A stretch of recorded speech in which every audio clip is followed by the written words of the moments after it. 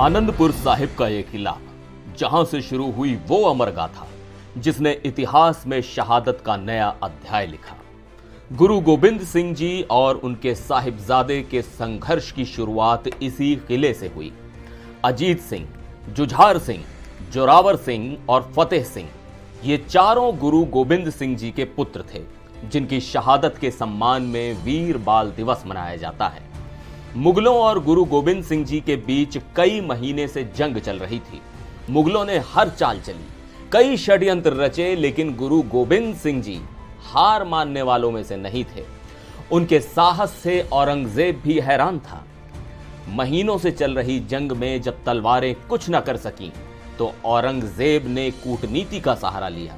उसने गुरु गोबिंद सिंह जी को एक पत्र भेजा जिसमें लिखा था कि मैं कुरान की कसम खाता हूं कि अगर आनंदपुर किले को खाली कर दिया जाता है तो मैं बिना रोक टोक आप सभी को यहां से जाने दूंगा।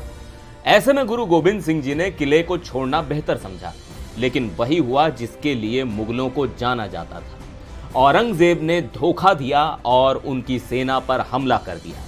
सरसा नदी के किनारे लंबा युद्ध चला। सरसा नदी एक नदी नहीं बल्कि इतिहास की वो स्याही है जिसने गुरु गोबिंद सिंह जी के परिवार के बिछड़ने का दर्द लिखा। वो काली रात जब मुगलों की सेना ने आनंदपुर साहिब को घेरा और गुरु जी को अपने परिवार के साथ शहर छोड़ना पड़ा। भागम भाग और अफरा तफरी में गुरु गोबिंद सिंह जी के परिवार के सदस्य बिछड़ गए। छोटे साहिबजादे जोरावर सिंह और फतेह सिंह अपनी दादी माता गुजरी जी के साथ एक भरोसेमंद रसोइये गंगू के साथ रह गए। गंगू, जो गुरु जी के घर का वफादार सेवक हुआ करता था, उसने साहिबजादों और माता गुजरी को शरण दी, लेकिन लालच की आग उसके दिल में भड़क रही थी। वजीर खान, सरहिंद का मुगल गवर्नर, वो चाहता था कि गुरु गोबिंद सिंह जी का परिवार उसकी पकड़ में आए। उसने इनाम का ऐलान किया, एक ऐसा इनाम जो गंगू को बेचैन कर रहा था। लालच एक ऐसा जहर है जो ईमान को भी डस लेता है। गंगू ने पहले माता गुजरी देवी के पास रखी अशर्फियों को चुराया, फिर और अशर्फियों के लालच में मुखबिरी कर दी। गंगू ने वजीर खान को साहिबजादों और माता गुजरी के ठिकाने की खबर दे दी। 7 दिसंबर 1705 को जब गुरु गोबिंद सिंह जी चामकौर की लड़ाई में व्यस्त थे, उसी दिन साहिबजादों और माता गुजरी को सरहिंद के अधिकारियों ने पकड़ लिया। वजीर खान के सैनिक पहुंच गए। छोटे साहिबजादे और उनकी दादी को बंदी बना लिया गया। उनकी आंखों में डर था, लेकिन उनके चेहरे पर सिख होने का गर्व भी था। ये वो दौर था जब धोखे की काली स्याही से इतिहास लिखा जा रहा था। अगली सुबह इन्हें सरहिंद के बसी थाने ले जाया गया। इनके साथ इनके समर्थन में सैकड़ों लोग साथ चल रहे थे। सभी को नवाब वजीर खान के सामने पेश किया गया। वजीर खान ने साहिबजादों के सामने शर्त रखी। वजीर खान ने साहिबजादों को इस्लाम अपनाने के लिए कहा।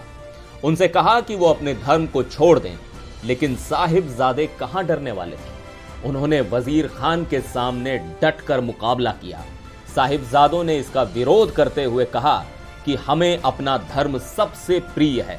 इस पर नवाब भड़का और कहा कि इन्हें सजा देनी चाहिए। ये सुनते ही काजी ने फतवा तैयार किया। इसमें लिखा कि बच्चे बगावत कर रहे हैं, इसलिए इन्हें दीवार में जिंदा चुनवा दिया जाए। 11 दिसंबर को दीवार बनानी शुरू हुई, लेकिन जब दीवार उनकी छाती तक पहुंची तभी ढह गई। फिर सरहिंद में माताजी और साहिबजादों को ऐसी ठंडी जगह रखा गया जहां बड़े बड़े लोग हार मान जाएं। इन्हें डराया गया, लेकिन इन्होंने हार नहीं मानी। अगले 12 दिसंबर 1705 को जब उन्होंने फिर से इस्लाम अपनाने से इनकार कर दिया, तो उन्हें दीवार में जिंदा चुनवाकर शहीद कर दिया गया। उनकी मासूमियत और अटल साहस ने पूरी दुनिया को हिला कर रख दिया। ये शहादत इतिहास के पन्नों में हमेशा के लिए दर्ज हो गई। माता गुजरी जी ने भी अपने पोतों की मौत का समाचार सुनते ही प्राण त्याग दिए। गंगू, लालच में अंधा होकर उसने अपने ही गुरु के परिवार के साथ विश्वासघात किया। उसका नाम हमेशा धोखे और गद्दारी की निशानी रहेगा। लेकिन साहिबजादों की शहादत एक प्रेरणा है। ये बताती है कि धर्म के लिए कुछ भी किया जा सकता है और अन्याय के खिलाफ हमेशा आवाज उठानी चाहिए। साहिबजादों ने शहादत देकर यह साबित कर दिया कि वो अपने धर्म और गुरु के प्रति कितने समर्पित थे। उनकी शहादत आज भी लाखों दिलों में जिंदा है।